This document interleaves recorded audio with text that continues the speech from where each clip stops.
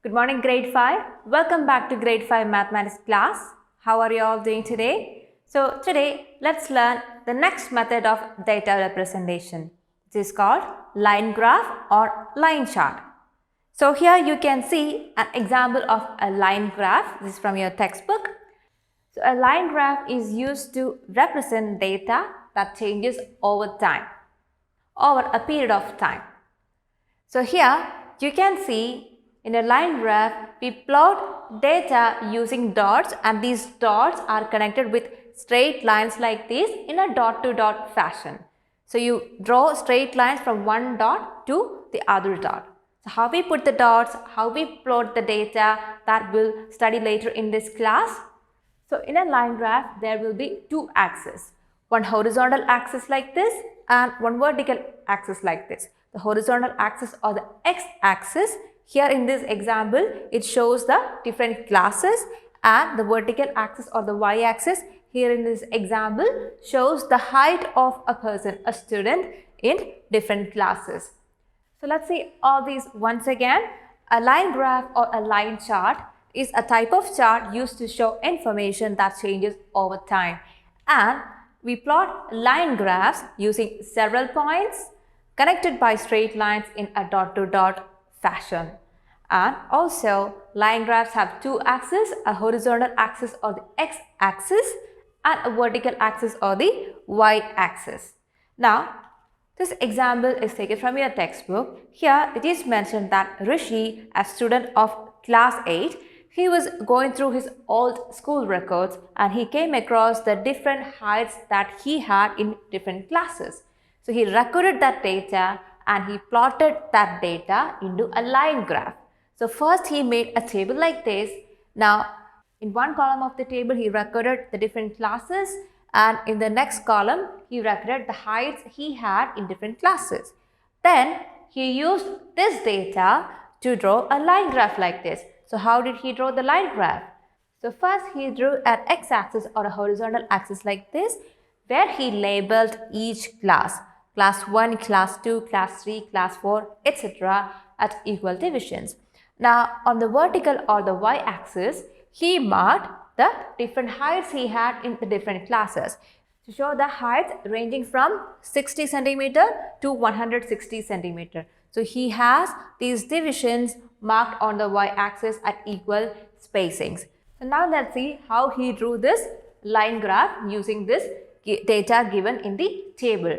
So the first row, class 1, in class 1 he had a height of 60 centimeter.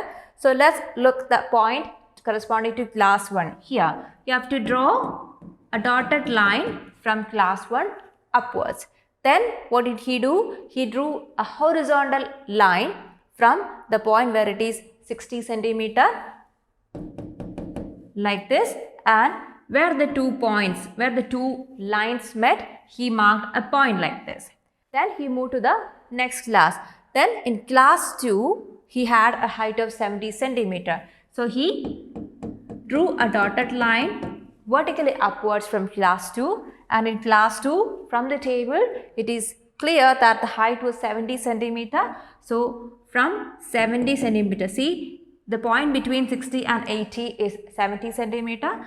So from 70 he drew a dotted line, and where the two lines met he marked a point, he put a dot there. Now similarly he marked all the other points corresponding to the different classes and the height he had in different classes. So he got a set of points, and then he drew straight lines connecting these points, and in the end he got a line graph like this. So this is what Rishi did to plot his different heights in different classes. Now let's learn how we can plot a line graph using a graph paper. So you can buy a graph paper or a graph paper book from any shop from where you can buy office or school supplies. So a graph paper will look like this. You'll see squares on a graph paper which are all of the same size. See, one square on this graph paper means one division, and it will be 1 centimeter, both in the x-axis direction and in the y-axis direction. Each square will have a side of 1 centimeter, and you will see small divisions within the squares, and each smaller division will represent 1/10 of 1 centimeter. Now let's learn how we can plot a line graph using graph paper, taking an example from exercise 14.3.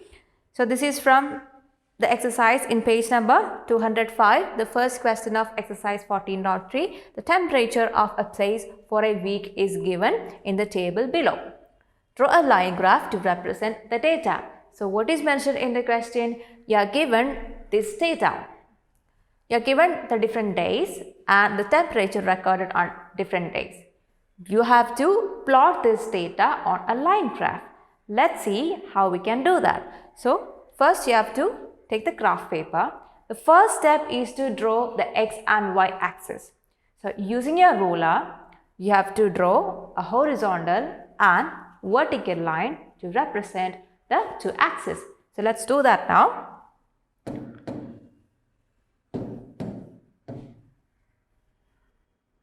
So I'm going to draw a straight line like this. Then this represents the x-axis. You have to put an arrow at one end, which means the line is extending. Now this is the x-axis. Now let's draw the y-axis. So we drew two straight lines.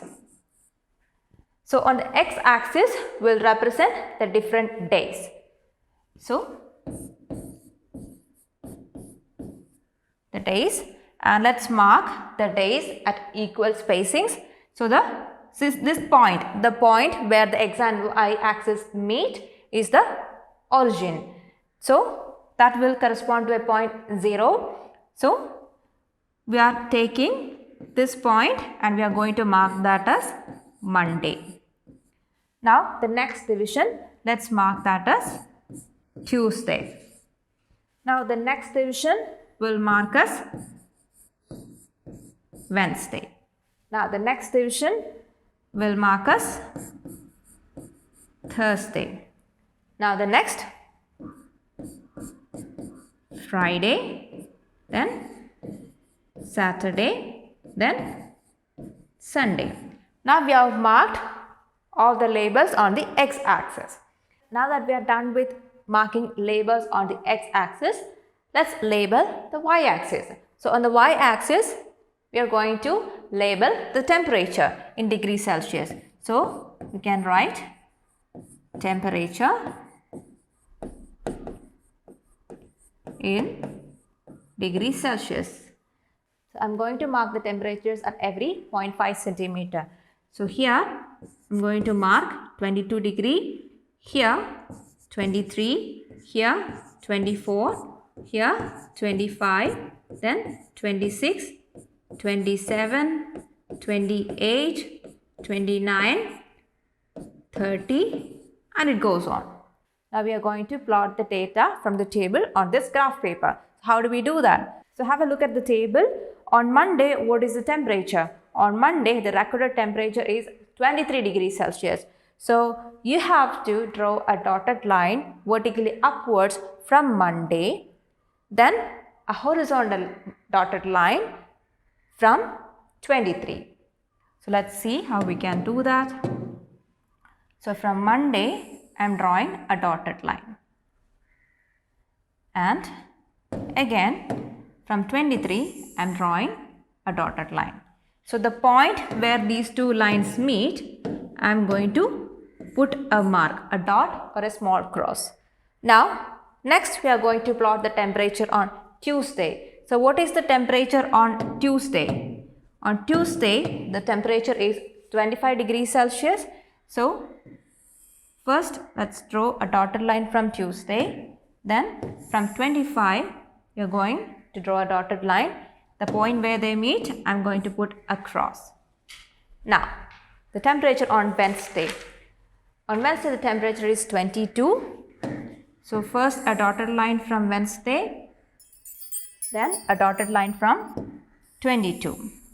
So where they meet, you are putting a point. Make sure you are using your ruler to draw the lines. Now the next is Thursday. On Thursday, the temperature is 25. So from Thursday, a dotted line, Then from 25, again a line. Now putting a dot or mark here. Now Friday the temperature is 27.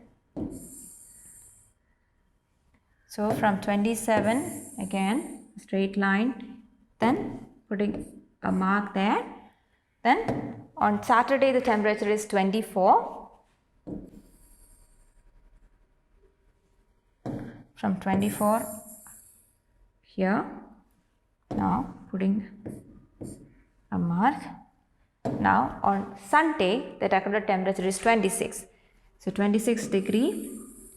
So again from 26 let's draw a dotted line.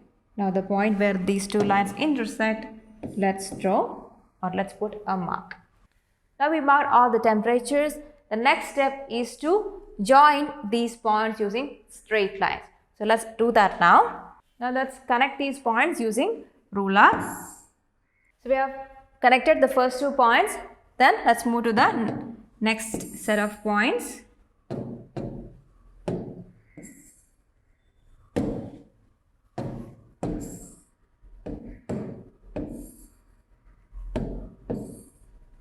See, now we have connected all the points using straight lines. This is the line graph corresponding to the data given here in the question. So I hope you understood how to plot a line graph on a graph paper. So children, hope the concept we learned today is clear to you. That's all for today. Now you have to go through this topic once again through pages 205 to 207. Then you have to complete exercise 14.3. There is one more question from the exercise, question number 2. You have to use a graph paper and plot the line graph using the data given in question number 2. Then below the exercise, below question number 2, you can see the heading LS. Go through that as well. Now in the next page 207, you can see 2 activities, a Maths Lab activity and a My Project. Go through these 2 activities also and do accordingly. So that's all for today children. We'll see you in the next class. Till then, bye.